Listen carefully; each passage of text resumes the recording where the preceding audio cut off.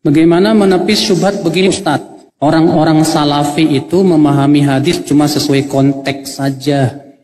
Ketahuilah Mas, seluruh ulama sepakat kata Imam Syaukani, wajib memahami dalil sesuai dengan konteksnya terlebih dahulu. Tidak boleh dipalingkan kepada makna lain kecuali dengan dalil. Yang kedua Mas, dalam kehidupan kita sehari-hari, wajib kita memahami bahasa teman kita sesuai konteksnya dulu. Jangan dipahami yang lain kecuali ada indikasi. Kalau teman kamu bilang ke kamu, maaf akhi, tolong ambilkan baju kaos saya. Diambil ke meja. Loh, kok ke meja? Saya kan bilang kaos. Menurut saya kaos ini baju.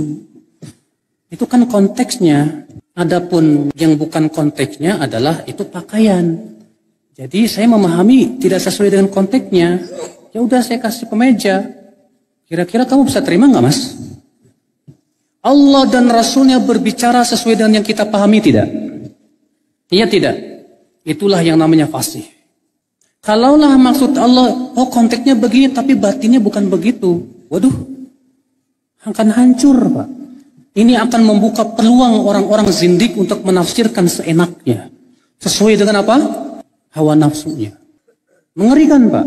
Makanya dalam ilmu usul fikih apa Pak? Dalil itu ada 3 macam. Ada nas, ada zahir, ada kebalikan zahir apa? Muawwal. Ada mujmal. Kebalikan mujmal apa? Mufassal. Apa itu nas? Nas adalah dalil yang maknanya hanya satu. Tidak memiliki makna lainnya. Zahir adalah dalil yang maknanya 2 atau lebih, tapi salah satunya yang paling kuat. Maka wajib dipahami kepada makna yang paling kuat dulu. Sampai ada dalil yang menunjukkan bahwa yang diinginkan makna yang lain. Zahir tuh. Nah ketika dipalingkan kepada makna yang lain karena ada dalil, maka disebut dengan muawwal. Yang ketiga apa? Mujmal. Apa itu mujmal? Kata-kata yang bersifat global. Maka yang sesuatu yang global belum bisa diamalkan sampai mencari dalil yang sifatnya apa? Terperinci. Pahami itu? Atau bahasa kita pun begitu Pak. Contoh, yang maknanya hanya satu. Tidak memiliki makna yang lainnya. Sabda Nabi apa? Kullu muskirin khamrun wa kullu khamrin haram. Setiap yang memabukkan itu arak. Dan setiap arak itu haram. Kata-kata memabukkan hanya satu, maknanya jelas. Tidak ada makna yang lain. Ya. Contoh zahir. Kalau misalnya antum berkata, saya melihat singa. Kata singa ini bisa mempunyai 2 makna. Makna yang pertama binatang buas beneran. Makna yang kedua laki-laki yang pemberani. Iya kan? Kalau ada orang berkata kepada Anda, saya tadi melihat singa. Apa yang Anda pahami terlebih dahulu? Anda harus memahami terlebih dahulu itu binatang buas. Sampai ada indikasi, saya tadi melihat singa menunggang kuda. Gak mungkin singa beneran. Ini pasti orang pemberani. Kenapa kita pahami demikian? Karena redaksinya mengharuskan seperti itu. Paham gak Mas? Maka dari itulah Pak, kalau ada orang berkata, hai salafi itu terlalu konteks. Justru seharusnya kita bawakan dulu dong kepada konteksnya. Tidak boleh dipalingkan kepada makna lain kecuali dengan apa? Dalil. Kalau ada dalil lain yang memalingkannya, boleh, gak masalah. Selama dalil itu sahih. Yang salah itu Pak, memalingkan makna yang kuat kepada makna yang lemah tanpa dalil. Contoh, memalingkan tanpa dalil. Allah berfirman, Ar-Rahman wa 'alal arsyis tawa. Ar-Rahman 'alal arsyis tawa. Ar-Rahman istawa 'alal arsy. Istiwa di atas arsy. Apa kata mereka? Istawa itu ada 6 makna. Istawa artinya menguasai, kata mereka. Kita katakan tadi dulu Mas. Istawa saja dalam bahasa Arab betul ada 6 makna. Tapi masalahnya ini setelah istawa ada ala. Dan dalam bahasa Arab makna istawa ala itu satu maknanya. Apa itu? Ala wartafa, tinggi bersemayam. Tidak ada makna yang lain. Tidak ada makna yang kedua.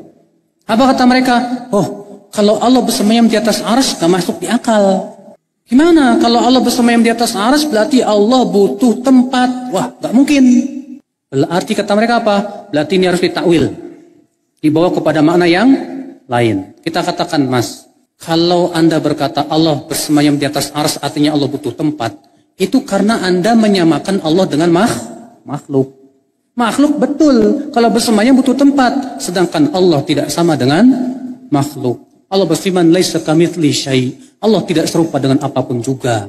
Karena Allah tidak serupa dengan makhluk, Allah bersemayam di atas arsy, bukan berarti Allah butuh arsy, bukan berarti Allah butuh tempat.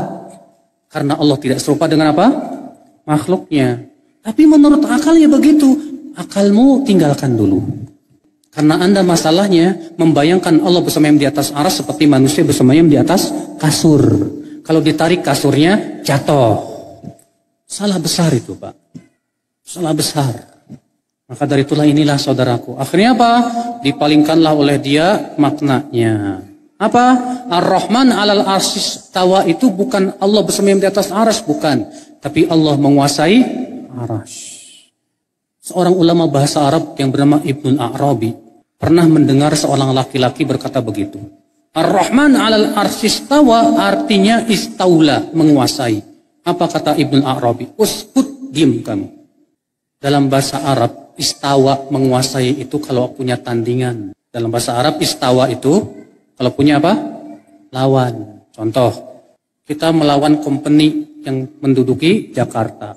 Kita lawan, terusirlah company, maka kemudian kita pun menguasai Jakarta. Karena apa? Jakarta tadinya sudah dikuasai company, sekarang kita kuasai. Sekarang arsy sebelum Allah menguasai, siapa yang menguasai? Sehingga tidak masuk pada makna istawa juga tidak masuk. Istaula maksudnya. Ya. Itulah saudara-saudara. Makanya seluruh ulama sepakat di zaman dahulu, ya di zaman salafus saleh, bahwa Allah bersemayam di atas